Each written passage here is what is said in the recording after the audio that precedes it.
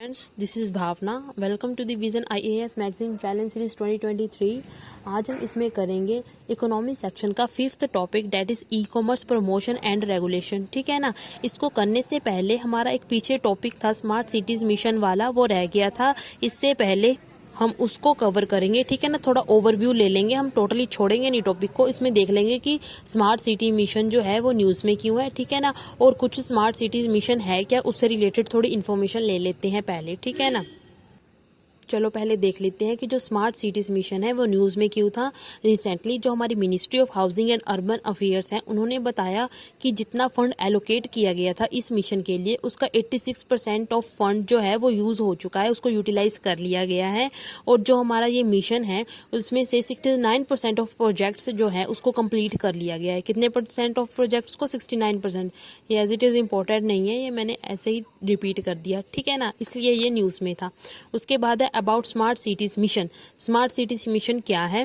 Smart city mission is a centrally sponsored scheme. ये एक centrally sponsored scheme है। Launch centrally sponsored को मैं इतना जो है एम्फेसाइज इसलिए कर रही हूँ क्योंकि अब आपको पता होना चाहिए कि जो सेंट्रली स्पॉन्सर्ड स्कीम कौन सी होती है और सेंट्रली सेक्टर स्कीम कौन सी होती है। दो स्कीम्स होती है। ठीक है ना।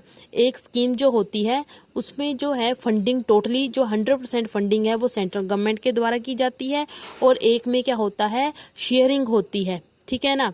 कभी 60-40, 90-10 in case of union territory में भी। ठीक है ना। इस तरह से जो है शेयरिंग हो जाती है फंडिंग की, कि इतना जो है सेंटर एलोकेट करेगी और इतना जो है जो दूसरी हमारे पास स्टेट है वो एलोकेट करेगी। ठीक है ना। ये इसीलिए जो सेंट्रली स्पॉन्सर्ड स्कीम है और सेंट्रली सेक्टर स्कीम है, इनको जरा ध्यान में रखना। ठीक है। कौन सी वाली है। ठीक है ना। और किसके अंडर आती है ये स्कीम? ये आती है under the ministry of housing and urban affairs के अंडर आती है। इसमें जो मेन मिशन है का जो ऑब्जेक्टिव है वो क्या है? इंफ्रास्ट्रक्चर को डेवलप करना। मतलब कि पर्टिकुलर सिटीज़ को सिलेक्ट किया जाएगा और उनमें इंफ्रास्ट्रक्चर को डेवलप किया जाएगा, ताकि जो है हम एक डिसेंट क्वालिटी ऑफ लाइफ जो सिटीजन्स को दे सके। ठीक है ना। इस तरह के स्मार्ट सोल्यूशंस का यूज़ करके, उनको अप्लाई करके। ठीक है ना। यही लिखा हुआ है इसमें। इसका ऑब्जेक्टिव तो अभी पता चल गया कि इंफ्रास्ट्रक्चर डेवलप करना है। ठीक है ना। और clean and sustainable environment provide करना है, और एक डिसेंट क्वालिटी ऑफ लाइफ देना है सिटीजन को। ठीक है ना। इसका मेन ऑब्जेक्टिव। इसमें जो है 100 सिटीज़ को सिलेक्ट किया गया है। अब हम उनको बनाएंगे स्मार्ट सिटीज़। ठीक है ना। अब इस मिशन में हमारे पास 3 मॉडल्स हैं। पहला है सिटी इम्प्रूवमेंट, जिसको बोलते हैं रेट्रोफिटिंग। ठीक है। उसके बाद है सिटी रीन्यूएबल, इसको बोलेंगे रीडेवलपमेंट। ठीक है ना। सिटी को रीन्यू किया जाएगा, रीन्यूअल मतलब रीडेवलप किया जाएगा। सिटी एक्सटेंशन मतलब कि ग्रीन फील्ड डेवलपमेंट की जाएगी। ये ग्रीन फील्ड डेवलपमेंट वो होती है जब हम अगर वहाँ पर कुछ पर्टिकुलर प्रोजेक्ट पहले से नहीं होता तब वो ग्रीन फील्ड होती है। अगर वहाँ पर कोई पर्टिकुलर प्रोजेक्ट पहले से है और उसको रीडेवलप कर रहे हैं प्रोजेक्ट को, तब वो ब्राउन फील्ड हमारे पास क्या हो जाएगी? Brown field development. ठीक है। ग्रीन फील्ड डेवलपमेंट तब होती है जब हम पर्टिकुलर जगह पर कुछ डेवलपमेंट या कुछ प्रोजेक्ट अगर कर रहे हैं तो वो स्टार्टिंग से स्टार्ट हो, वहाँ पर पहले ऐसा कोई डेवलपमेंटल प्रोजेक्ट नहीं था। ठीक है। उसको बोलते हैं ग्रीन फील्ड डेवलपमेंटल। ठीक है। याद रखना, ग्रीन फील्ड और ब्राउन फील्ड।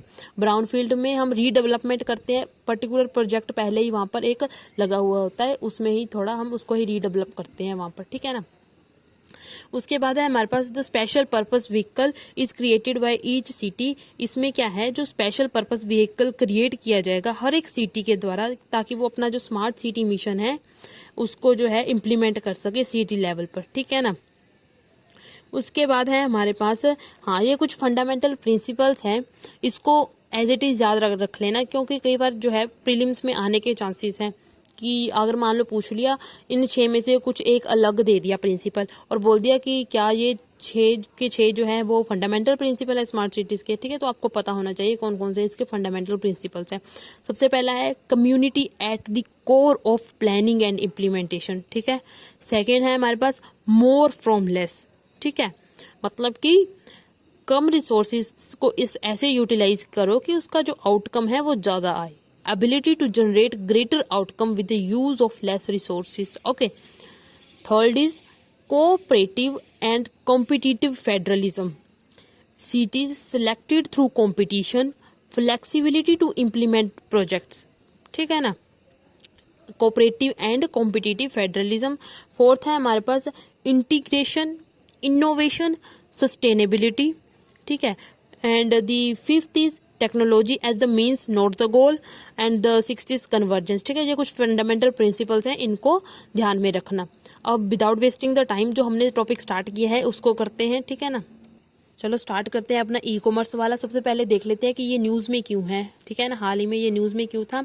हमारी जो पार्लियामेंट्री स्टैंडिंग कमेटी है ऑन कॉमर्स, उन्होंने क्या किया, कुछ रिपोर्ट सबमिट की, किससे related, promotion and regulation of e commerce in India, ठीक है ना। इससे रिलेटेड जो है रिपोर्ट सबमिट की। अब ई कॉमर्स क्या होता है, सबसे पहले ये देखेंगे। ई कॉमर्स जो है उसको डिफाइन किया गया था किसके द्वारा, द कंज्यूमर प्रोटेक्शन एक्ट 2019। इसमें जो है हमारे पास जो ई कॉमर्स है उसको डिफाइन किया गया था कैसे, एज, देखिए आगे, buying and selling of goods and services including digital products over digital और electronic networks. Means to say that कि जब हम जो है चीज़ें खरीदते हैं या बेचते हैं, ठीक है ना, बाइंग और selling goods and services including, इसमें हमारे पास डिजिटल प्रोडक्ट्स भी आ जाते हैं, ठीक है ना। ऑनलाइन, जब हम ऑनलाइन चीज़ों को खरीदते हैं या बेचते हैं, ठीक है ना, चीज़ों में हमारे पास कौन से प्रोडक्ट भी आ रहे हैं, digital products like e books वगैरह भी, अब ना ई बुक्स वगैरह भी बिक रही हैं, ठीक है ना। जब हम उनको ऑनलाइन खरीदते या बेचते हैं उसको क्या बोलेंगे हम, ई कॉमर्स, ओके। आगे देखिए, जो हमारी ई कॉमर्स प्लेटफॉर्म है उसके दो टाइप ऑफ बिजनेस मॉडल है, मतलब कि यहाँ पर हमारे पास दो तरह के मॉडल्स है। पहला है मार्केट प्लेस मॉडल, दूसरा है इन्वेंट्री मॉडल, ओके। मैं आपको मार्केट प्लेस मॉडल है उसको समझाती हूँ with the example of Amazon and Flipkart, ठीक है। मार्केट प्लेस मॉडल में पता क्या होता है, जो हमारे पास पर्टिकुलरली देखो, फॉर एग्जांपल जो हमारे पास फ्लिपकार्ट है वो एक तरह से प्लेटफॉर्म प्रोवाइड कर रहा है, किसको, अलग अलग सेलर्स को और बायर्स को। मतलब कि फ्लिपकार्ट पर जाकर हम अपना सामान बेच सकते हैं, ठीक है ना। अलग अलग सेलर जाते हैं फ्लिपकार्ट पर और अपना अपना जो प्रोडक्ट है जो उन्होंने बनाया होता है उसको बेचते हैं, और कंज्यूमर्स क्या करते हैं, उनको वहाँ पर जाके खरीदते हैं। मतलब कि ये एक तरह से जो है ट्रांजैक्शन वाला प्लेटफॉर्म प्रोवाइड कर रहा है हमें फ्लिपकार्ट, मतलब कि यहाँ पर जो है ट्रांजैक्शन हो रही है, ठीक है ना। यही लिखा है, मतलब कि एक प्रकार की मार्केट मिल रही है यहाँ पर, ठीक है ना। ये देखिए, platform operates facilitate transaction. Market place model में क्या है, हमारे पास प्लेटफॉर्म जो कि operators facilitate transaction between buyers and sellers, मतलब कि ट्रांजैक्शन जो है करवाने का काम करते हैं, मतलब कि चीज़ों को खरीदने और बेचने का काम करवाते हैं, ठीक है ना। And fulfil the order by handling logistic delivers and returns. और हाँ, जो फ्लिपकार्ट है ना, जो बंदा बेचता है और जो बंदा खरीदता है उसको जो है अपना लॉजिस्टिक, मतलब कि किस तरह से ट्रांसपोर्टेशन, मतलब किस तरह से डिलीवर होगा, किस तरह से जो ट्रांसपोर्टेशन कॉस्ट होगी, इसमें कोई लेना देना नहीं है सेलर और बायर का, ये सारा फ्लिपकार्ट की जिम्मेदारी है, ठीक है ना। मतलब कि फ्लिपकार्ट का मेन काम क्या है, यहाँ पर प्लेटफॉर्म प्रोवाइड करना, एक मार्केट प्रोवाइड करना यहाँ पर ट्रांजैक्शन हो सके गुड्स एंड सर्विसेज की, ठीक है ना, समझ आ गया। उसके बाद है हमारे पास इन्वेंट्री मॉडल। इन्वेंट्री मॉडल में क्या होता है, इसमें जो है जो फ्लिपकार्ट, अब अगर हम फ्लिपकार्ट जो है इन्वेंट्री मॉडल पर काम करता तो पता कैसा होता, फ्लिपकार्ट जो है अपनी ही प्रोडक्शन करता, ठीक है ना, अपनी ही प्रोडक्शन करता, और जो उसने खुद प्रोडक्ट्स बनाए हैं उनको अपनी वेबसाइट पर जाकर जो उसका प्लेटफॉर्म है उस पर बेचता, ठीक है, तब वो होना था इन्वेंट्री मॉडल, ठीक है। लेकिन फ्लिपकार्ट ऐसा नहीं करता। फ्लिपकार्ट पर जो है सभी जो सेलर्स है वो अपना सामान बेच सकते हैं और कंज्यूमर खरीद सकते हैं, ठीक है ना। फ्लिपकार्ट एक मार्केट प्लेस मॉडल है। इन्वेंट्री मॉडल वो होता है जहाँ पर जो है खुद ही प्रोडक्शन होती है और खुद ही जो है उसको अपनी वेबसाइट जो अपने प्लेटफॉर्म पर बेच सकते हैं, यही लिखा है। ये अलो करता है online retailers to own inventory and directly sell to consumer, मतलब कि खुद ही प्रोडक्शन करेगा जो रिटेलर होगा और खुद ही क्या करेगा, सेलिंग करेगा थ्रू देयर ओन प्लेटफॉर्म, अपने प्लेटफॉर्म के थ्रू। इसकी एग्जांपल है बिग बास्केट, ठीक है ना, समझ आ गया। मार्केट प्लेस मॉडल वो मॉडल है यहाँ पर क्या होता है, यहाँ पर जो है अलग अलग सेलर्स होते हैं, वो अपने सामान को बेचते हैं, ठीक है ना। फ्लिपकार्ट एक ऐसा प्लेटफॉर्म है जो कि वो सेलर्स को अलो करता है कि उसके प्लेटफॉर्म पर आकर जो है वो सामान बेचे, और कंज्यूमर को अलो करता है कि उसके प्लेटफॉर्म पर आकर सामान खरीदे। एक तरह का ट्रांजैक्शन का काम कर रहा है, ठीक है ना। एक तरह का प्लेटफॉर्म है जहाँ पर ट्रांजैक्शन हो रही है, मतलब गुड एंड सर्विसेज का एक्सचेंज हो रहा है यहाँ पर, ठीक है ना। उसके बाद है हमारे पास इन्वेंट्री मॉडल क्या है, यहाँ पर जो है खुद ही प्रोडक्शन होती है, खुद ही जो है अपनी साइट पर जाके वो सिर्फ अपना ही सामान बेच सकते हैं, ठीक है ना। उसके बाद है हमारे पास ये कुछ advantages of e commerce. E commerce की क्या क्या एडवांटेजेस हैं। Lower setup cost. अब हमें यहाँ पर दुकान थोड़ी ना लगानी है, सिर्फ जो है फ्लिपकार्ट को हमने क्या करना है कि जो है सेलर ने वहाँ जाकर अपना सामान बेचना है। यहाँ पर कोई फिजिकल स्टोर की रिक्वायरमेंट नहीं होती, ठीक है ना। Access to multiple new marketplaces across the globe. अब एक पर्टिकुलर सेलर है, वो अपना सामान अमेजोन पर जाकर भी बेच सकता है, वो अपना सामान कहाँ पर जाकर बेच सकता है, फ्लिपकार्ट पर जाकर भी, मतलब उसको असेस हो रहा है, मल्टीपल मार्केट प्लेसेस मिल रहे हैं उसको, ठीक है ना।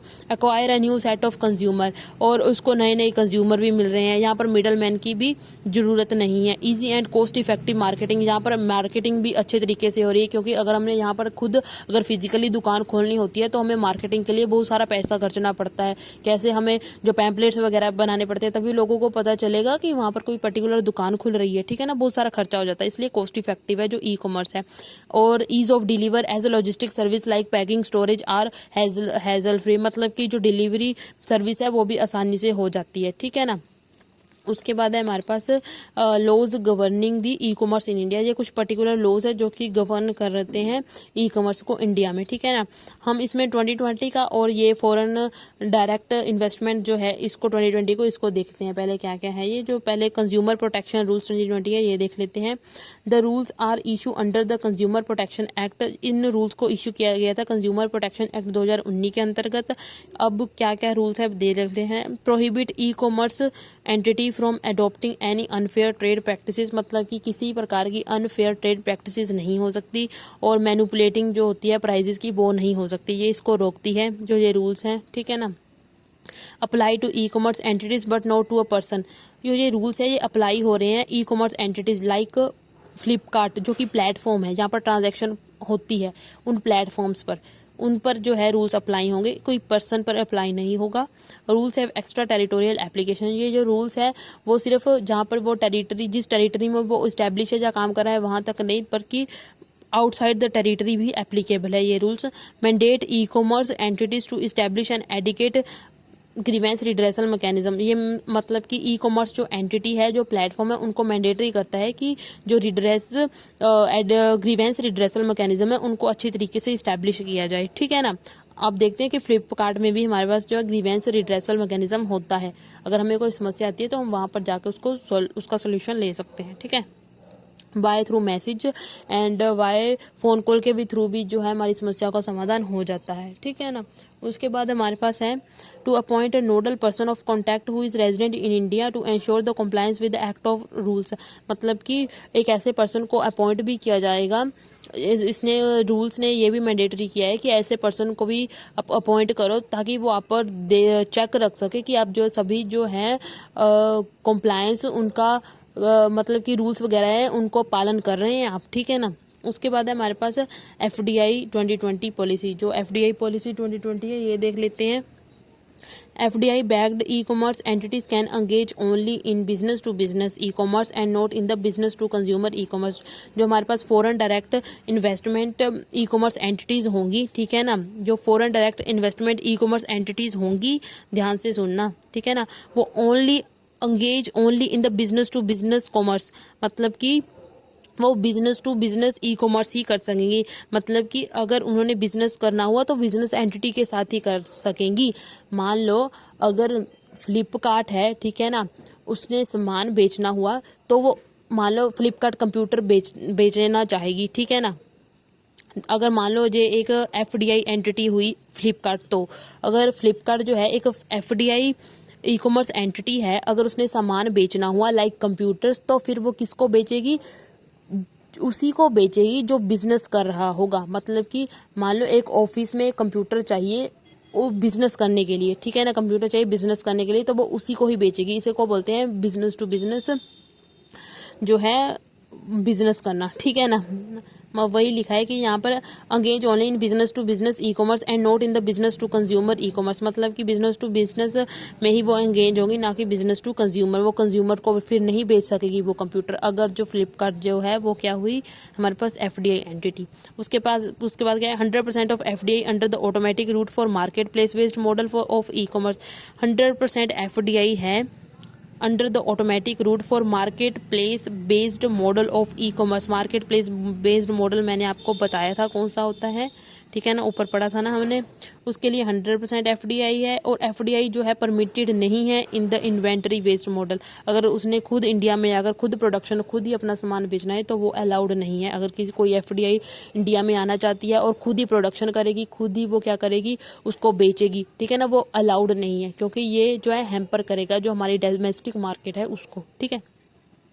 उसके बाद है हमारे पास यहाँ पर भी कुछ पर्टिकुलर रूल्स दे रखे हैं, ये 2002 के, इनको थोड़ा पढ़ लेना अगर पढ़ना हो, ठीक है ना, इतने ज़्यादा हम याद भी नहीं रख सकते, ठीक है ना। उसके बाद है ये कुछ E-कॉमर्स एक्सपोर्ट्स।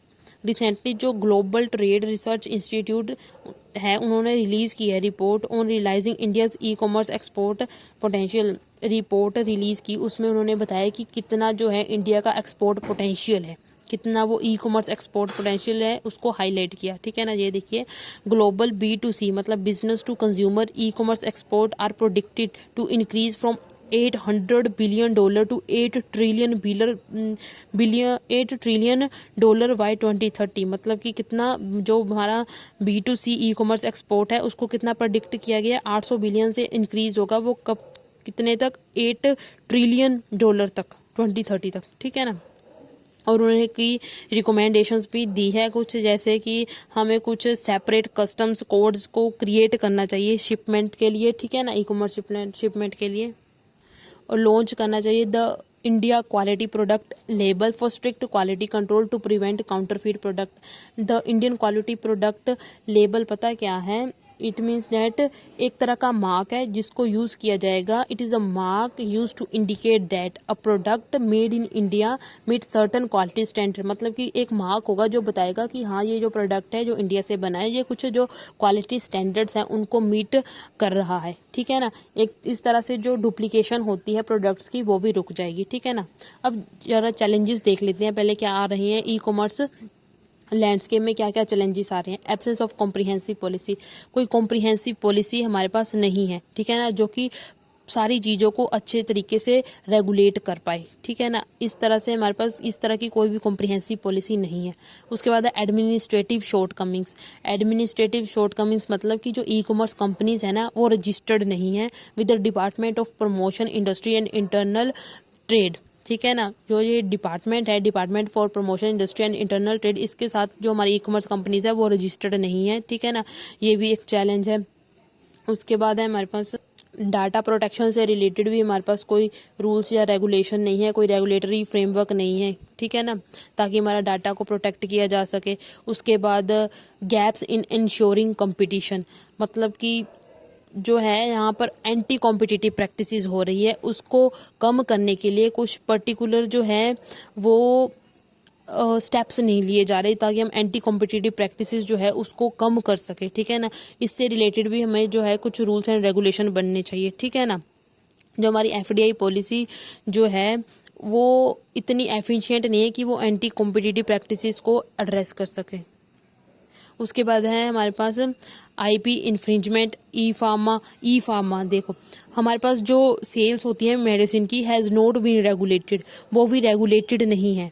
मतलब कि एक तरह से जो है ये ह्यूमन की लाइफ को डेंजर में भी डाल सकती है, क्योंकि कभी कभार जो है रेगुलेशन ना होने के चलते जो है जो गलत दवाइयाँ जो होती है, डुप्लीकेट दवाइयाँ, वो भी क्या करने सेल होने लगती हैं, ठीक है ना, वो भी बिकने लगती हैं ऑनलाइन प्लेटफॉर्म पर, जिससे कि जो है ह्यूमन की जो जान है उसको खतरा है, हमारी ह्यूमन लाइफ को खतरा है इससे, ठीक है ना।